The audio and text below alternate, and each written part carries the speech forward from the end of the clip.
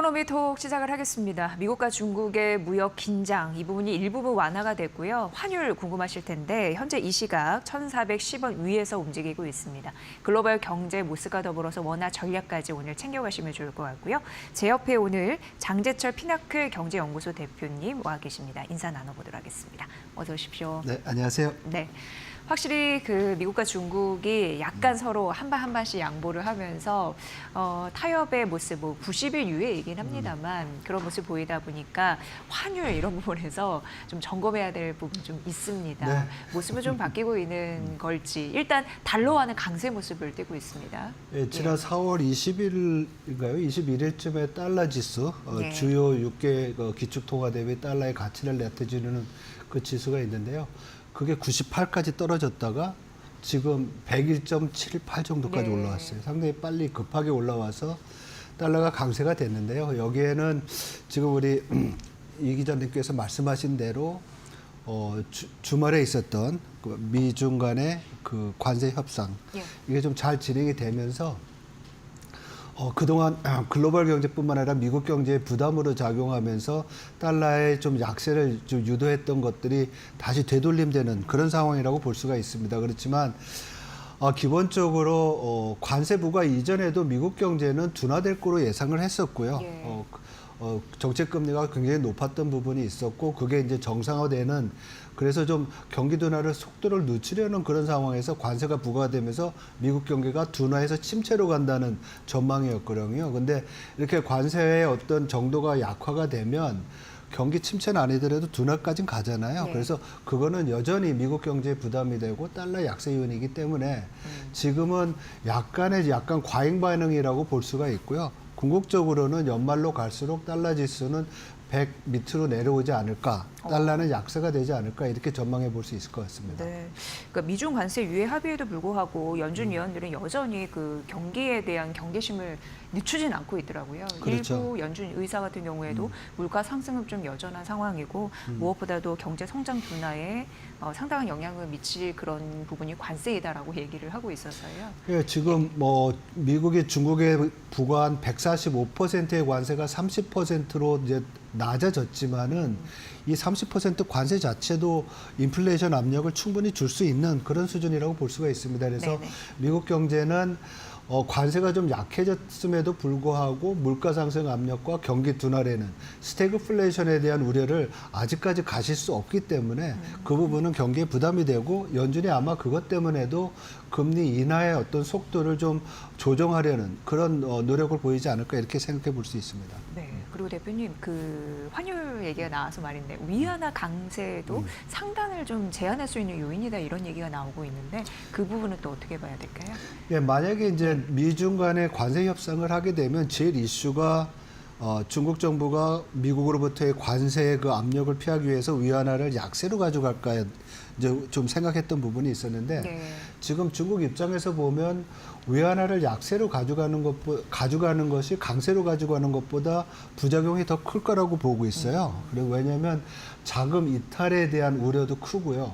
또 시장에서의 변동성, 위안화가 과도하게 약세가 되면 경기에도 또 불안한 요인이 될 수가 있습니다. 물론 중국이 지금 디플레이션 때문에 위안화가 약세가 되면 인플레이션 압력은 생길 수 있지만 또 뒤집어서 얘기하면 물가 부담이 커지면 경기에 나쁜 상황에서 또 소비자들한테 부담이 될 수 있거든요.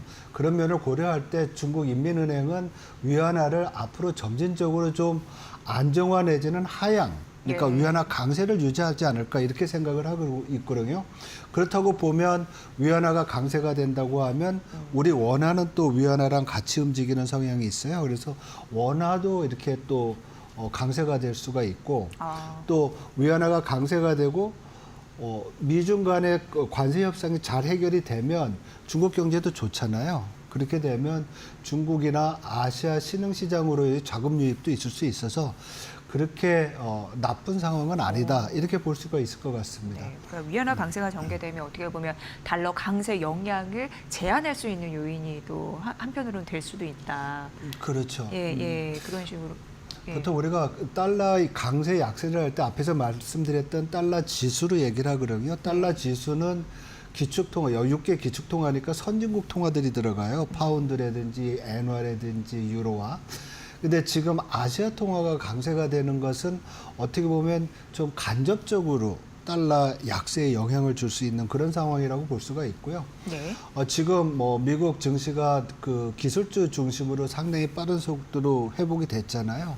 그렇지만 앞에서 말씀드린 대로 전반적인 미국 경제의 모먼텀, 경기 회복의 그 정도는 약화될 거로 예상이 됩니다. 그래서 이런 부분들은 좀 미국 시장에서의 고점을 좀 낮춰주는 그런 상황이 되지 않을까 이렇게 볼 수 있을 것 같아요. 네. 그리고 이렇게 전반적으로 흐름 보면은 트럼프 대통령도 약달러를 지속적으로 좀 견인하려고 하는 느낌은 또 있잖아요. 그렇죠. 궁극적으로 이제 이게 약달러냐 아니면 네. 과도하게 강해졌던 달러를 정상화시키느냐 이런 이슈거든요. 예. 근데 결론만 보면 지금보다 좀 약해져야 되니까 약달러라고 볼 수가 있죠. 그렇지만 기축통화 패권을 유지하기 위해서는 약달러가 과도하게 약세가 되는 건 원하지 않을 겁니다. 그래서 궁극적으로 관세를 통해서 미국의 재정 적자와 경상수지, 무역 적자를 좀 줄이는, 그래서 달러의 패권이 유지될 수 있을 정도의 어떤 달러와 가치의 정상화를 유지한다 이렇게 보시면 될 것 같고요. 그리고 그동안 미국 예외주의라고 해가지고 미국 자산에 대한 수요가 굉장히 컸었습니다. 근데 네. 그게 지금 약간 되돌려지는 상황이고 그런 상황에서 신흥시장국으로의 자금 이동이 또 불가피할 거로 보이기 때문에 미국 시장에 대한 기대치는 좀 낮아질 수 있지만은 관세 협상이나 이렇게 미국 예외주의가 약화된다고 하면 신흥시장이나 아니면 유럽 다른 시장 쪽에는 또 긍정적인 요인이 될 수도 있다 이렇게 볼 수 있을 것 같습니다. 네, 이해가 잘 됐습니다. 글로벌 달러의 추이 흐름 지속적으로 좀 점검이 필요한 그런 대목이고요.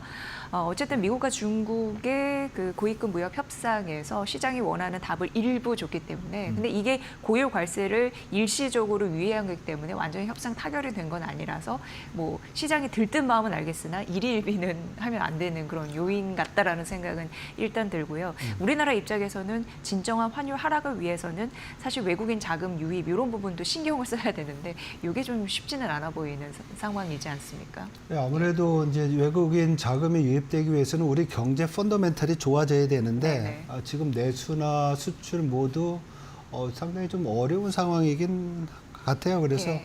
이 부분이 빨리 개선이 되는데 어쨌든 그동안 상대적으로 봤을 때 우리나라 시장이 저평가되어 있었다는 부분이 있었고 또 앞에서 말씀드린 것처럼 위안화나 또 원화의 강세 요인이 존재한다고 하면 이전보다는 한국이나 신흥시장국에 대한 투자 환경이 개선되는 건 맞습니다. 그래서 이런 부분에 대해서 좀 우리가 좀 기대할 수 있는 그런 여지가 있다 이렇게 볼 수 있을 것 같아요. 네.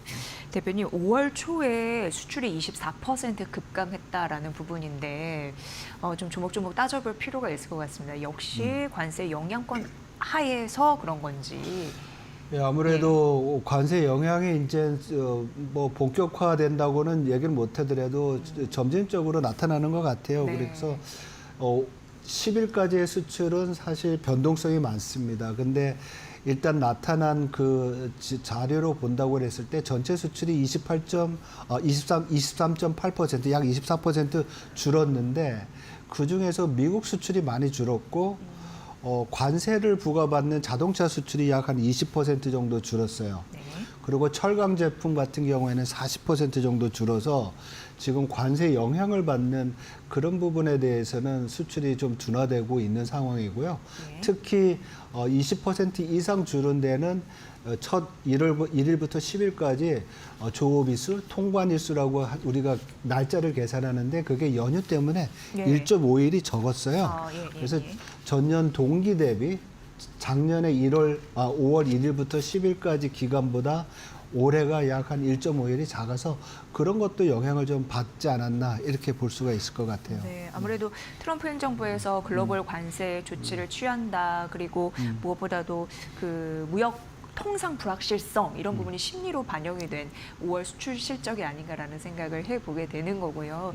품목별로 따져보면 대부분 좀 안 좋았는데 그나마 뭐 선방을 했던 건 역시나 반도체 이런 얘기가 나오는데 그럼에도 불구하고 이 반도체 역시도 아직 미국의 품목별 관세가 부과되기 이전이라서 믿을 만한 데이터인가 향후 그런 생각도 듭니다.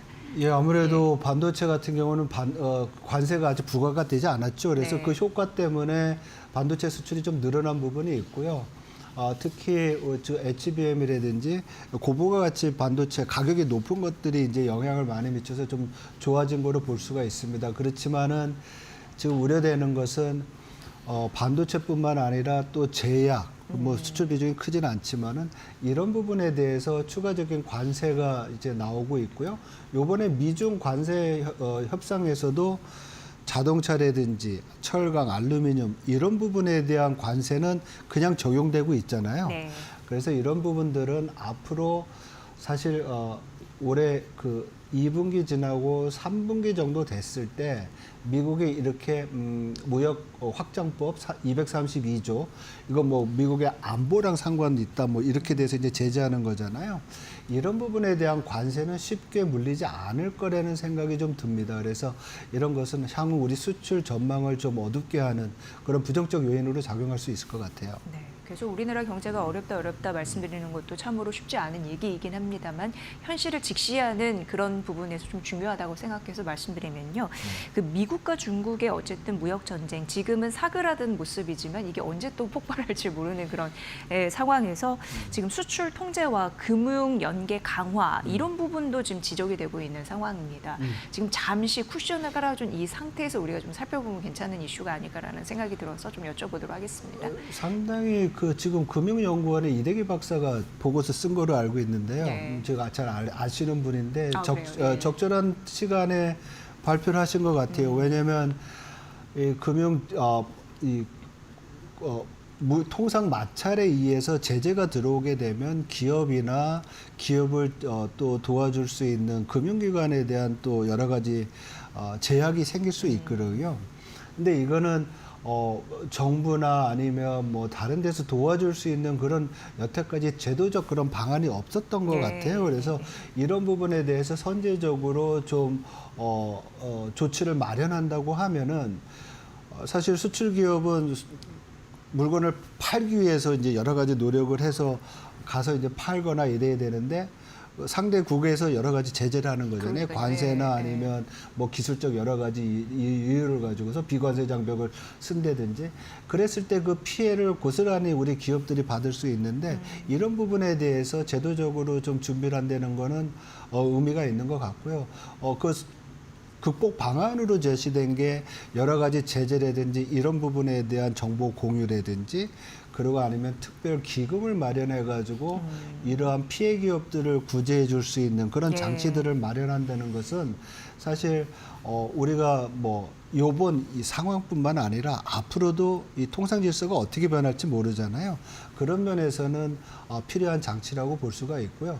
지금 시장에서는 미중 간의 관세 협정이 생각보다 되게 건설적이고 잘 됐다고 네, 지금 평가를 하잖아요. 근데 우리가 여기에 만족할 수 없는 이유가 지난 트럼프 일기 때를 보면 이러한 어떤 합의가 있고 난 다음에도 또다시 미국이 다시 번복을 하고 18개월 동안 다시 협상을 했던 그런 경험이 있습니다. 그래서 지금의 이 협상 90일 동안의 기간이 어떻게 보면 길 수도 있지만 양국이 가지고 있는 여러 가지의 통상 문제를 해결하기에는 좀 짧은 시간일 수도 있고요. 그리고 더 중요한 것은 미국이 이미 얘기를 한 것 같아요.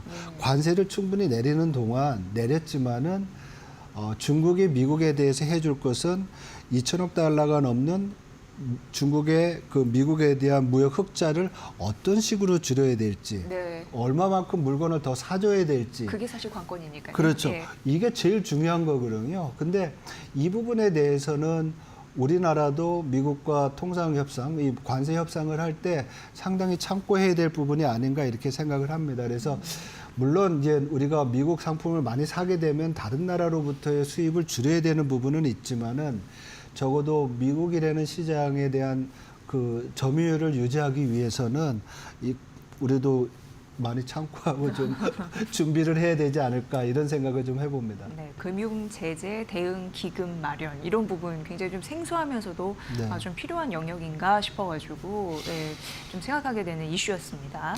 지금 전반적으로 보면은 그 오늘 그 미중 무역 협상에 따른 뭐 원화 전략 이런 부분을 좀 말씀드리고 있는 상황이지만 블룸버그 통신이 한국 원화 같은 아시아 통화에 대해서 분석을 한 걸 보니까 아직까지는 저평가 영역이다라고 얘기를 했거든요. 어떤 시각으로 바라봐야 될지 마지막으로 좀 드리도록 하겠습니다. 예, 그동안 이제 제가 말씀드렸지만 이게 저평가됐다고 하면 상대 통화가 있잖아요. 그 상대 통화가 달러잖아요. 예. 달러, 미국 달러화인데 이 달러화가 강세를 보였던 것은 미국이 그동안 굉장히 빠르고 또 이노베이션이 있었던 성장도 빠르고 혁신도 있었던 경제였기 때문에 그런데 이러한 어떤 모멘텀들이 앞으로 좀 둔화가 되겠다고 앞에서 말씀을 드렸고요. 네. 이러한 것들이 현실화된다고 하면 달러는 약세가 될 것이고 그만큼 상대적으로 신흥시장국 통화들도 개선이 될 거고요. 그리고 말씀드렸듯이 중국 경제에 대한 기대가 좀 높아지게 되면 그리고 위안화가 강세가 된다고 하면 이 역내 통화들도 강세가 되고 예. 또 역내 아시아 지역으로의 자금 유입도 있을 수 있는 부분이 있기 때문에 실질적으로 좀 통화도 강세가 될 수 있는 여지가 있다. 그래서 이미 그 블룸버그가 집계하는 아시아 통화 지수를 보면 약 한 3% 정도 강세 보였다 그러잖아요. 그래서 그런 상황은 지금 진행 중이고 지금 달러가 좀 강세를 보이는 것은 어떻게 보면 이 미중 간의 협상에 따른 과잉 반응으로서 오버슈팅하는 거다. 예. 저는 이렇게 보고 있고요. 기조는 변하지 않았다고 생각을 하고 있습니다. 네, 그래서 이게 하루 만에 크게 전략이 달라진 건 아니다라는 거를 좀 말씀드리고 네. 싶었습니다. 네, 예, 네. 지금 미국과 중국의 90일 관세, 그 고율 관세를 일부 장벽을 낮췄다고 해서 이게 협상 타결이 이루어진 건 아니기 때문에 원화 자체적으로 전략도 크게 변하지는 않았다. 예, 지금 예. 뭐 많이 저한테 하시는 질문이 올해 연말에 달러 원 환율 어떻게 되겠느냐 예, 이거거든요. 예. 근데 달러가 지금보다 좀 약해지면 달러 원 환율은 1,400원 밑으로 내려와야 된다고 생각을 하고 있고요. 1,370원, 80원 정도가 적정 수준이 아닐까 이렇게 지금 전망하고 있습니다. 네, 지금 기준으로 보면은 그러니까 원화 강세 현상이 그렇죠. 이어질 당분간 네네. 그럴 가능성이 더 있다라는 점에 초점을 맞춰서 보시면 될 것 같습니다. 자, 오늘 이코노미토 환율 전망 그리고 전략 세워드렸고요. 장재철 피나클 경제연구소 대표의 분석으로 여러분 함께하셨습니다. 잘 들었습니다. 네, 고맙습니다.